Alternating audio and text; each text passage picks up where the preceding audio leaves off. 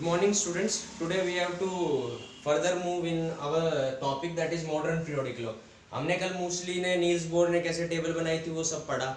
मैंने कल बात की थी कि मेंडलीव के जो ड्रॉबैक थे उनको पूरी तरीके से यहाँ पे सही कर दिया गया था मॉडर्न पीरियोडिक लॉ में. तो आज उन्हीं के ऊपर हम डिस्कस करेंगे. ठीक है, तो यही मेरा क्वेश्चन भी आता है पेपर के अंदर. Question explain the anomalies of Mendeleev periodic table by the modern law. ठीक है, इनकी प्रॉब्लम को कैसे रिजॉल्व किया मॉडर्न पीरियोडिक टेबल ने. सबसे पहला तो आप एक्सप्लेन करोगे, explain the position of the isotope. पहली चीज तो समझो आइसोटोप्स क्या होते हैं. Having same atomic number but different atomic mass. Atomic mass अलग हो, एटॉमिक नंबर सेम है. तो देखो आपके पास दो एग्जांपल्स रहते हैं, यहाँ समझने की कोशिश करना.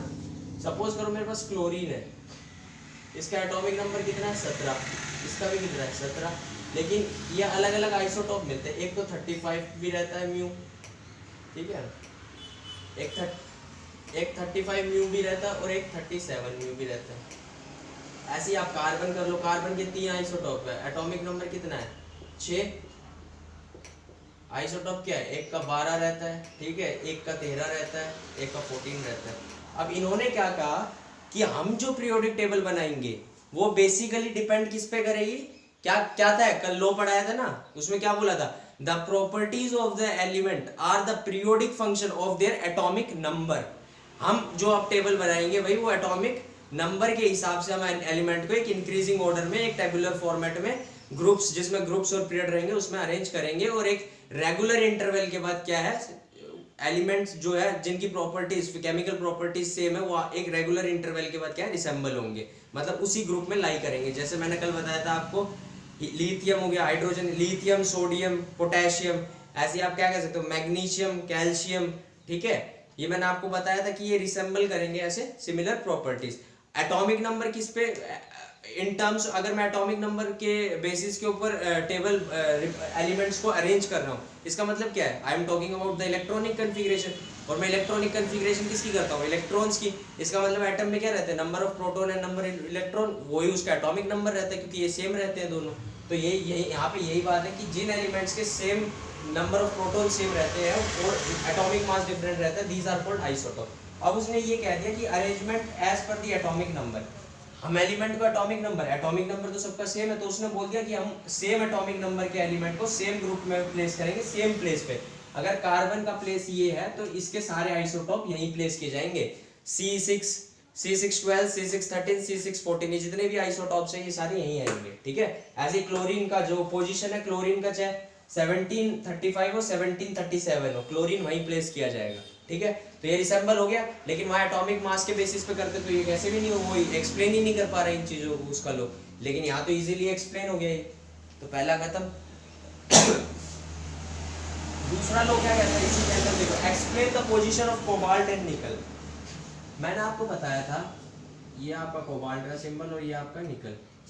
कोबाल्ट और निकल, कोबाल्ट का एटॉमिक मास होता है 58.9, ठीक है, और इसका आसपास होता है 58.7, और इसका होता है 27 एटॉमिक नंबर और इसका होता है 28. देख लेना, चेक कर लेना, आई थिंक 27 और 28 ही है. ठीक है, हाँ हाँ, 27 is for cobalt and 28 for निकल. ठीक है, ये ठीक है ये.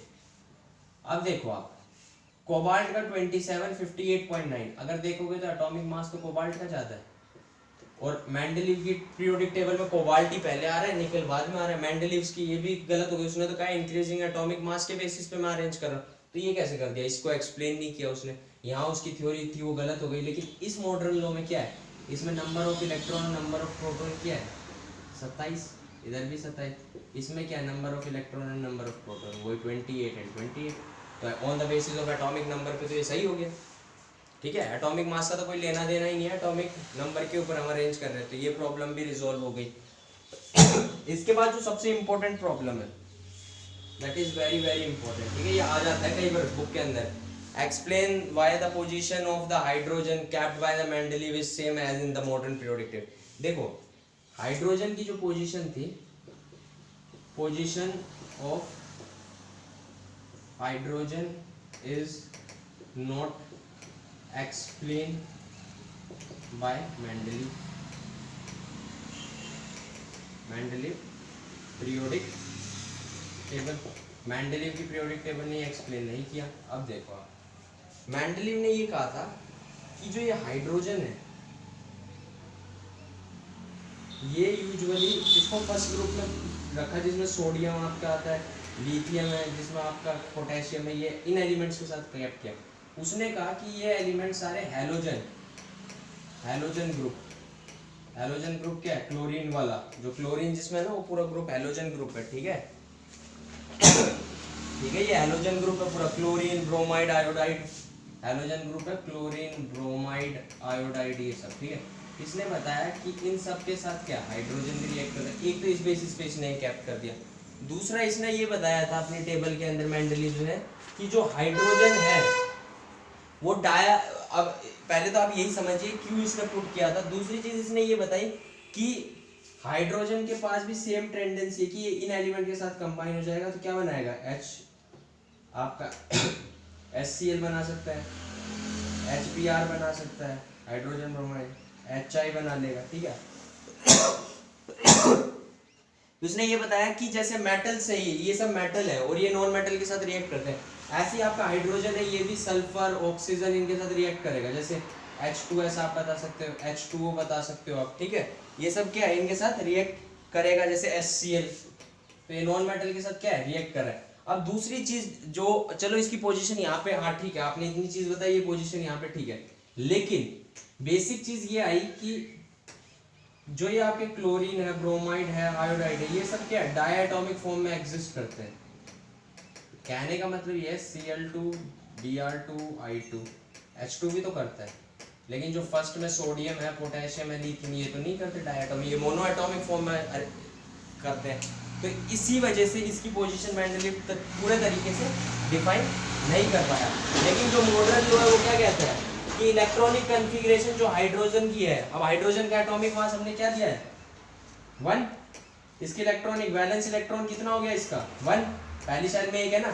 अब उस ग्रुप में जितने भी एलिमेंट है सबकी वैलेंसी कितनी है 1, इसलिए ये यहाँ पे तो इसको सेटिस्फाई कर रहा है। एटॉमिक नंबर के बेसिस पे अगर आप अरेंज कर रहे हो तब ये सेटिस्फाई हो रहा है, हाइड्रोजन की पोजीशन प्रॉपर्ली सेटिस्फाई हो रही है कि इसकी इलेक्ट्रॉनिक कॉन्फ़िगरेशन एटॉमिक नंबर 1 है, that's why it's electronic configuration is 1 and it has only one shell, that is K shell, which has only one electron, and to become a stable it required one more electron, hence its valency is 1. And when we are going to move from left to right in the periodic table, the first group, the elements present in the first group have the valency 1, hence the position of hydrogen in the modern periodic law is satisfied as compared to the Mendeleev periodic law. तो आज के लिए इतना ही। ये यहाँ तक आपका सभी साइंटिस्ट ने जो बताया पीरियोडिक टेबल के बारे में ओवर हो गया। कल से हम इसका एडवांस जाएंगे कि अब होता क्या है पीरियोडिक टेबल। अब हम अंडरस्टैंड कर चुके हैं, आपको याद होनी चाहिए, थोड़ा पता होना चाहिए कैसी दिखती है। कल हम बात करेंगे फर्दर, ठीक है। So have a good day और पढ़ते रहो आप लोग, क्योंकि आपके एग्जाम सब पास है, ठीक है।